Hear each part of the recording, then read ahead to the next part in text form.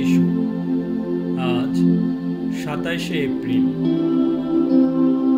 প্রতিদিনের চিন্তা ও প্রার্থনা। দিনের প্রধান চিন্তা: কে যথার্থ জ্ঞানী, যে জীবনের তুচ্ছ তাচ্ছিল্য ব্যাপার নিয়ে মগ্ন, নাকি যে জীবনের সুলব্ধ আনন্দ ভোগ করছেন? হৃদয় আমার গাহিছে এক অজানিত নূতন সঙ্গীত, শুনি না কখনো তাহার ভাষা বলি, তবু সে জুড়ায় প্রাণ, এই সুমধুর সুর করে স্নিগ্ধ মোর অন্তর্বাসিরে।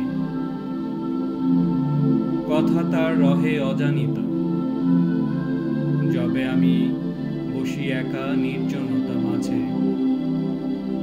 হৃদয় আমার করে সেই গান, নাহিজার কথার মূরতি। উপদেশ: মনকে প্রসারিত করে উপরে তুলে রাখা সহজ কাজ নয়, তবু এটা আমাদের পক্ষে সম্ভব।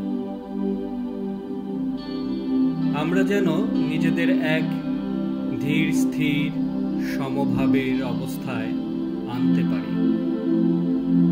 হৃদয়ের সকল দুয়ার বিশ্বজনীন উন্নত পথে খুলে দেওয়াই বুদ্ধির কাজ। এর সূত্রে আমরা বৃহত্তর জীবন এবং ঊর্ধ্বগামী সুদৃষ্টি লাভ করি। কোনো কোনো জিনিস আছে যা সর্বজনীন ভাবের আধার, যেমন সঙ্গীত। এটা আমাদের এক মহাভাবের স্পর্শ দান করে।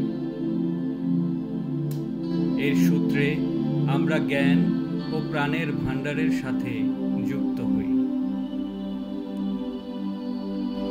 প্রার্থনা: হে প্রভু, আমার জীবন তোমার দিব্য প্রেরণায় পরিপূর্ণ করো।